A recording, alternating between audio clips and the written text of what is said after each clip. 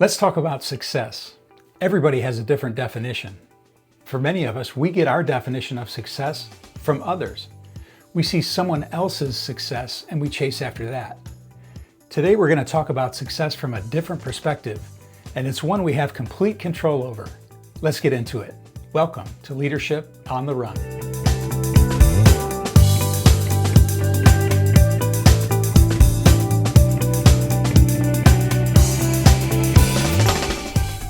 Got a book recommendation for you this morning called Leveling Up by Ryan Leake. It's a few years old, 2022. You can find Ryan all over YouTube. He's pretty great, and this book is really well written. As you might have seen in the subtitle, he covers 12 questions to help elevate your personal and professional development. This idea of success that we're going to talk about today comes from that book. So, if you like what you're hearing, credit Ryan Leake. If not, it's on me. Defining success comes from the chapter called The Vision Question. The big idea is that our definition of success isn't always our own. A lot of times it comes from external influences like our gender, our race, nationality, or maybe the industry that we work in. Ryan encourages us to create our own definition of success. So instead of someone or something else setting the bar for our success, which would be an external definition, we need to create an internal definition. In developing clarity around what success looks like to you, you need to be specific. And the reason for that is because if our definition is fuzzy or ambiguous, we'll never know when it's time to celebrate our success. So here's an example. If your marker for success is financial or money, then be specific about what amount of money would make you feel successful.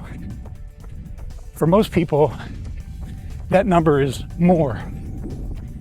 Those people will never feel successful because they never get to an end point. They never get to a place where they can celebrate their success. So be specific. But here's another thought. And I think this is where the magic sauce is in this chapter. Direct quote. What if success wasn't just what you achieved or what you got or what you wanted, but who you were becoming? This is challenging to think about because all of those measurable goals we just talked about come with an immediate reward. But no one's handing out trophies for being kind and generous. When you think about it, what's the real value of all the professional accolades if you lose your friends and family along the way? It's a common tale. It's a bit of the biblical principle, what does it profit a man if he gains the whole world but loses his soul? Ryan poses these questions for our consideration. What can I do now to make sure that the people in my life actually want to be in it? And what can I do now to make sure that my kids want to come home for Thanksgiving when they're grown? Now, here's how we get there. And you have complete control over the process. 3 questions. It's called the personal vision exercise. First, answer this question. What's a word or two that others would use to describe you? Now you can list the help of someone else, or you can take a crack at it. You need to be honest, and it's going to require you to think about what it looks like to be on the other side of you. Next, answer this question. What's a word or two that you would use to describe yourself? Now, If there's a lot of disparity between the answers to question number 1 and question number 2, well, you might have a little more work to do. But that takes us to the third question.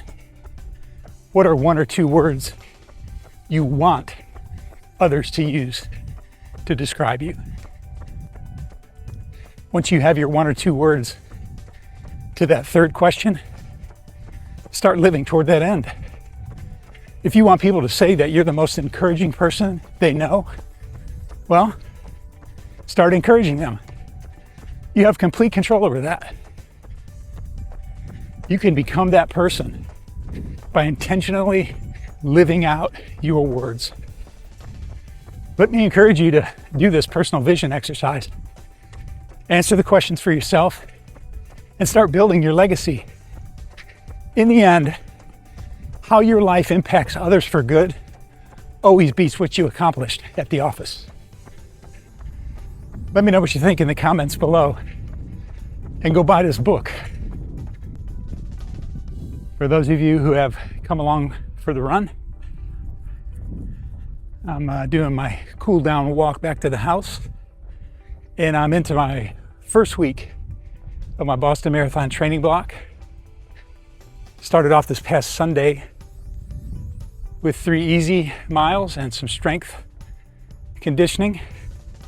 Monday I returned to Monday night track. 50 or so folks gather on Monday nights at the University of West Florida track, and we do some warm-up mileage and some drills, and then we get into a workout. This past Monday was 6 by 600 meters at 5K pace with a 200 meter jog and then a cool down. Tuesday's day off, rest day. Wednesday, I did a tempo workout. So this week it was 4 by 1 mile at tempo pace, which is somewhere between 10K and half marathon pace. And do a warm up and cool down with that. Today's Thursday, filming today, so it's an easy day. 3 miles again today, and some more strength conditioning when I get home. Tomorrow I'll do 6 miles at marathon pace, and then Saturday will be long run, easy pace, 13 miles. That'll be week 1. Week 1 will be in the bag at that point. That's the format I'll be following pretty much every week. 15 weeks leading up to April 20. Goal time is 3:20.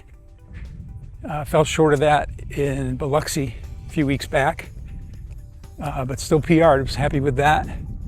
So did 3:27 at Boston last year. So it'll be significant improvement, but I'm training to that end, so we'll see how it goes. So that's going to do it for today. Thanks for making it to the end of the video, and I'll see you next time. Until then, keep moving. Remember, nobody gets better by accident. Great leaders are intentional.